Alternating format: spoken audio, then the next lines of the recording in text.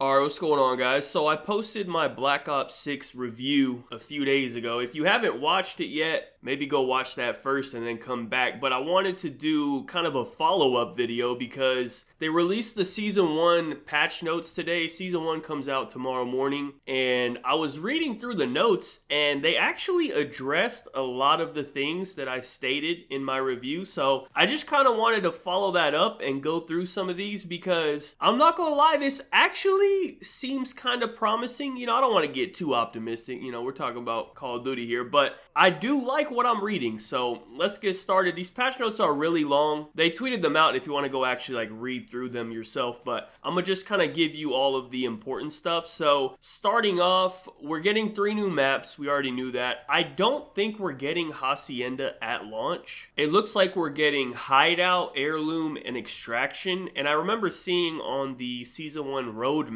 they had stated that Hacienda was coming in the mid-season update. So things could change. That could be wrong. We'll find out in less than 24 hours. But it looks like we might not see it until mid-season. So I don't know when that's going to be, maybe the end of December, hopefully, or something like that. I don't know. But we do get 3 new maps. Hopefully these are good. Rank comes out next week. So hopefully at least one of these maps can be used for competitive. And we can get one of the bad maps out of there, like Red Card or something. They are also adding 2 new game modes, Ransack and Prop Hunt. I forgot what the game mode was called, but I know in Ghost they had it, and probably in some other CODs as well, but there used to be a game mode very similar to Ransack. It was like Kill Confirmed, except after you got the tags, you had to bring them back to your base and deposit them or whatever. That pretty much sounds exactly like what Ransack is. And then Prop Hunt, obviously, it's just whatever, it's just for fun. I remember actually playing some Prop Hunt in Cold War, and it was actually kind of fun, so it's kind of cool that they brought that back. But next, now we actually have some important stuff here. So we're going to be getting some new weapons. They're going to be bringing back the Krig and the SOG. I don't know if it's going to literally be the exact same guns or not. We'll see, but that is nice to see because the Krig and the SOG are both pretty solid guns. I'm happy with that. Especially the SOG, that's cool to see that back. I mean, we just had the Krig not too long ago, and honestly, I feel like a couple of the ARs in this game feel like a Krig already, so it will be interesting to see how the actual Krig compares to some of the ARs in this game that people were already saying that's basically the Krig, you know what I mean? So let's see how that compares. Aside from that, we're also getting some new attachments, which is kind of interesting. We're getting Dragon's Breath for the shotguns, which is actually kind of annoying. I don't really like the sound of that for pubs, actually. I could see that actually being annoying. I don't know, we'll see. But it looks like they're also adding another stock, and they're also adding a burst fire conversion for the XM4, and the XM4 is already pretty good, so burst fire on it might be crazy, I don't know. And also a burst fire conversion kit to the compact, which is kind of weird because it's a sub. If you remember back in Black Ops 2, there was a sub that was a burst. It was called, I think, the Chickum or something. It was okay, I think. It wasn't nothing too crazy, but maybe similar to that, I don't know. We're also getting a new perk, Shadow. It's going to be the green strategist perks. It says it's undetectable to enemy traps and mines. I mean,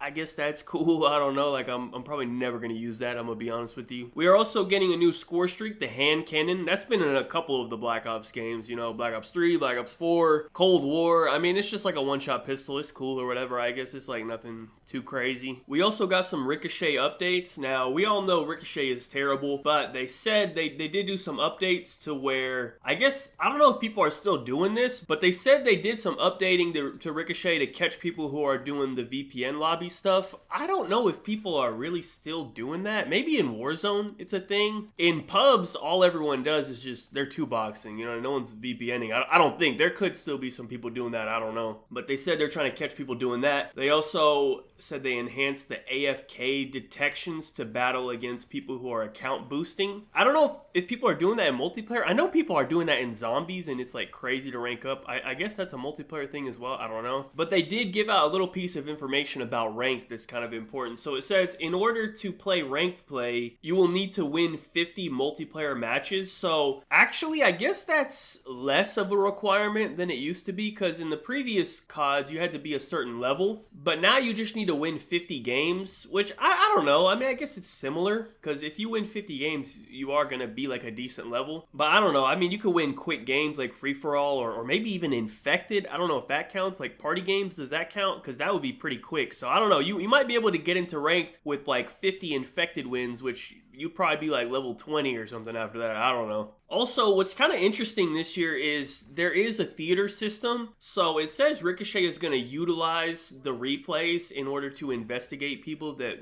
they may think are cheating or whatever. So actually that is kind of interesting. I'm not going to lie. Like, hopefully that will help a little bit. I haven't actually personally even gone to the theater mode in this game, so I don't know how good it is, because I'm always like live recording everything anyways. But, Black Ops 1 theater, Black Ops 2 theater, like those were solid theater modes. I mean, Cold War even has a theater mode, so I don't know. It's probably similar to that. It should be fine. So hopefully we can cut down on the cheaters this year. That would be great. Next, an actual kind of important one. Now, this is something I addressed in my review. I said the spawns need to be fixed again, and it looks like they are adjusting the spawns. They literally are saying spawn logic updates across several maps to reduce the chances of spawning near enemies. And I literally said in my review, one of the problems with the spawns in this game is I feel like your presence doesn't block the spawns for the enemies and they can spawn on you. And they're literally stating here that they are updating the spawn logic to reduce the chances of spawning near enemies. So it reads as if they are like literally addressing the exact problem that needs to be addressed. That is good news. Now we'll see like how much of a difference it makes, how good of a change it is, but reading what they're saying right here, like that's exactly what they needed to do. Another kind of big issue, like I guess not like a gameplay related issue, but just a game related issue. They are fixing the game chat. So it says addressed an issue where some players were unable to hear each other during intermission between rounds. So that's S&D, and then in post-game voice chat. First of all, I don't believe them when they say it's some players, it's everyone. Second of all, I don't believe them when they say it was an issue.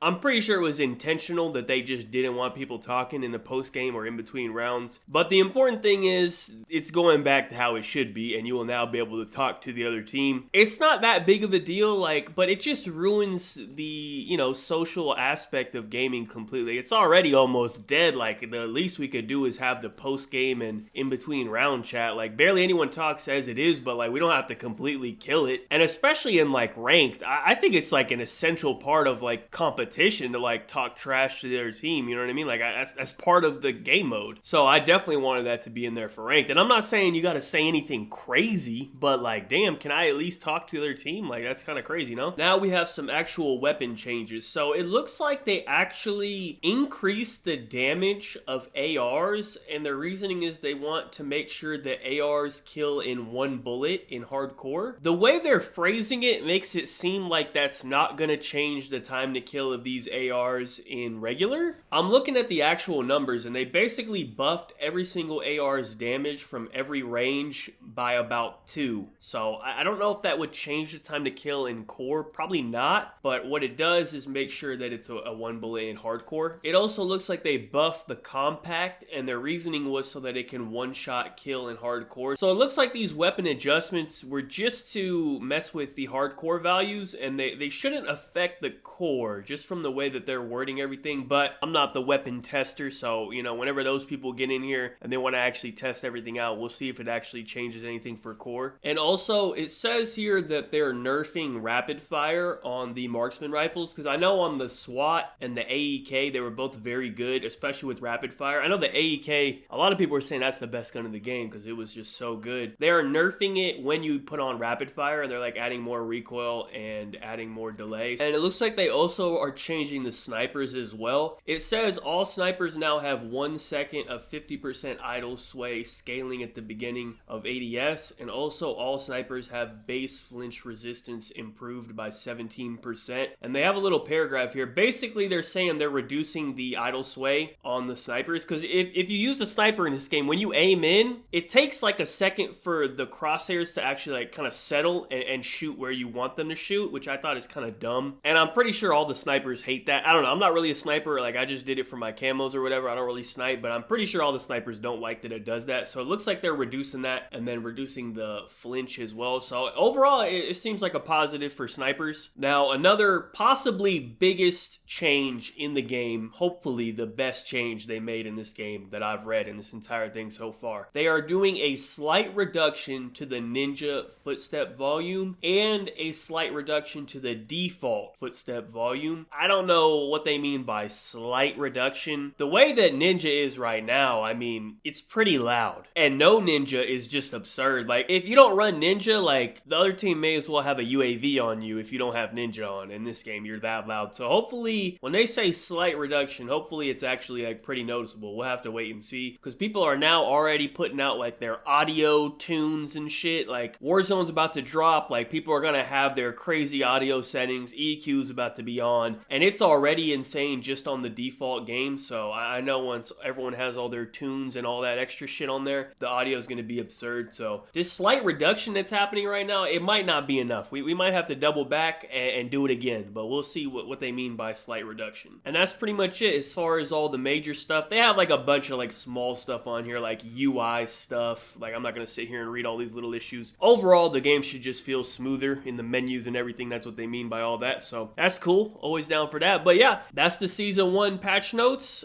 It sounds very promising. I like a lot of the stuff that they're saying here. We'll have to wait till tomorrow and see how it all plays out, but I like the direction that they're heading in this game. You know, Treyarch usually does a pretty good job at least listening to the community. There's a lot of years where we've just been completely ignored and they just don't care, but Treyarch usually at least tries, even if they're not perfect, obviously, but they at least try to do right. So I like what we're seeing so far. Honestly, the game should be like noticeably better after this patch, so we'll have to wait and see, but I just wanted to share that with you guys. I thought it was important. So y'all let me know your thoughts in the comment section down below. Thank you guys so much for watching. Be sure to like, rating if you enjoyed. Subscribe if you're not already. Follow me on Twitter. Links in the description down below. Check out my last video if you missed it. It was my official review. So factor in everything I just said right here along with my review, and that's kind of like my more updated review, I guess. But yeah, once again, thank you so much for watching. Have a good day and peace out.